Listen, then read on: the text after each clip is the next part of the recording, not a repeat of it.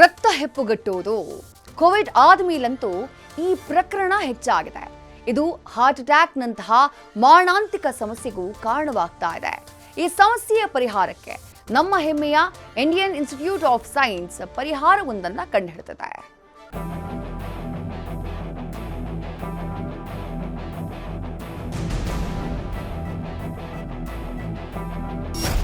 ಹೃದಯಘಾತ ಇತ್ತೀಚೆಗೆ ಪುಟ್ಟ ಮಕ್ಕಳಲ್ಲೂ ಕಾಣಿಸ್ಕೊಳ್ತಿದೆ.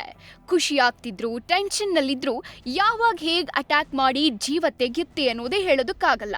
ಪ್ರಾಕ್ಟಿಕಲ್ ಆಗಿ ಯೋಚನೆ ಮಾಡಿದ್ರೆ ಯಾವಾಗ ನಮ್ಮ ದೇಹದಲ್ಲಿ ರಕ್ತ ಸುಗಮವಾಗಿ ಸಂಚಾರ ಮಾಡೋದಿಲ್ವೋ ಆಗ ಪಲ್ಮನರಿ ಎಂಬಾಲಿಸಮ್ ಆಗಿ ಹೃದಯಘಾತ ಸಂಭವಿಸುತ್ತೆ. ಹಾಗಿದ್ರೆ ಏನಿದು ಪಲ್ಮನರಿ ಎಂಬಾಲಿಸಮ್?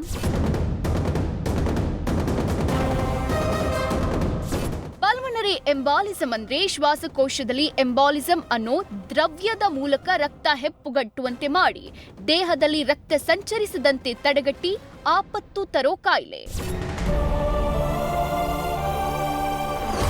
ಉಸಿರಾಡುವಾಗ ಎದೆ ನೋವು, ಕಿರಿಕಿರಿ ಆಗೋದು, ಗಾಳಿಯ ಅಲಭ್ಯತೆ ರೀತಿ ವೇಗವಾಗಿ ಉಸಿರಾಡುವುದು, ಉಸಿರಾಟದ ಕ್ರಿಯೆ ಕಡಿಮೆಯಾಗೋದು, ಕಡಿಮೆ ರಕ್ತದ ಒತ್ತಡ, ಬೆರಳುಗಳಲ್ಲಿ ರಕ್ತ ನಿಂತು ನೀಲಿಯಾಗೋದು, ನಡೆಯೋದಕ್ಕಾಗದೆ ಪದೇ ಪದೇ ಆಯಾಸ ಆಗೋದು ಇದರ ಪ್ರಮುಖ ಲಕ್ಷಣಗಳು.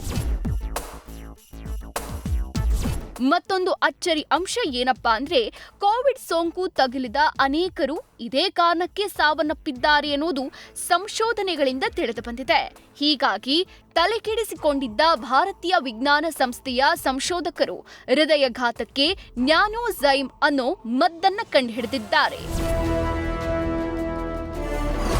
ಇತ್ತೀಚೆಗೆ ಭಾರತೀಯ ವಿಜ್ಞಾನ ಸಂಸ್ಥೆಯ ಸಂಶೋಧಕರು ನ್ಯಾನೋಝೈಮ್ ಅನ್ನೋ ಔಷಧಿಯನ್ನ ಇಲಿಗಳ ಮೇಲೆ ಪ್ರಯೋಗ ಮಾಡಿದ್ರು. ಆಗ ಯಾವುದೇ ಅಡ್ಡ ಪರಿಣಾಮ ಇಲ್ಲದೆ ಪವರ್ಫುಲ್ ಫಲಿತಾಂಶ ಸಿಕ್ಕಿತ್ತು. ಹೀಗಾಗಿ ಪಲ್ಮನರಿ ಥ್ರಂಬೋ ಎಂಬಾಲಿಸಂನಿಂದಾಗಿ ಉಂಟಾಗುವ ರಕ್ತ ಹೆಪ್ಪುಗಟ್ಟುವಿಕೆಯನ್ನ ನಿಯಂತ್ರಿಸೋಕೆ ಈ ನ್ಯಾನೋಝೈಮ್ ಅನ್ನ ಔಷಧಿ ಸಹಾಯ ಮಾಡುತ್ತೆ ಅಂತ ಸಂಶೋಧಕರು ತಿಳಿಸಿದ್ದಾರೆ. ಇದೀಗ ಈ ಪ್ರಯೋಗವನ್ನ ಮಾನವನ ಮೇಲೆ ಮಾಡಬೇಕಿದೆ. ಇದು ಯಶಸ್ವಿಯಾದ್ರೆ ಹೃದಯಘಾತ, ಶ್ವಾಸಕೋಶಗಳಲ್ಲಿ ರಕ್ತ ಹೆಪ್ಪುಗಟ್ಟುವಿಕೆಯಿಂದ ಆಗ್ತಿದ್ದ ತೊಂದರೆಗಳಿಂದ ಪ್ರತಿಯೊಬ್ಬ ರೋಗಿಯನ್ನ ಪಾರು ಮಾಡಬಹುದು ಅಂತ ಖಚಿತಪಡಿಸಿದ್ದಾರೆ.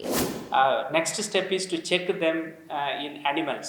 So what we have done animal studies, and we found that this material works in mouse, and this mouse model of pulmonary thromboembolism. That is the next step.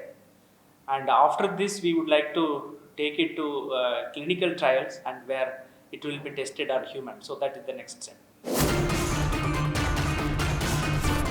ಒಟ್ಟಾರೆ ಈ ಪ್ರಯೋಗ ಮಾನವನ ಮೇಲೆ ನಡೆದು ಯಶಸ್ವಿಯಾದ್ರೆ ಹೆಚ್ಚಾಗ್ತಿರೋ ಹೃದಯಘಾತಕ್ಕೆ ಮದ್ದು ಸಿಕ್ಕಂತಾಗುತ್ತೆ.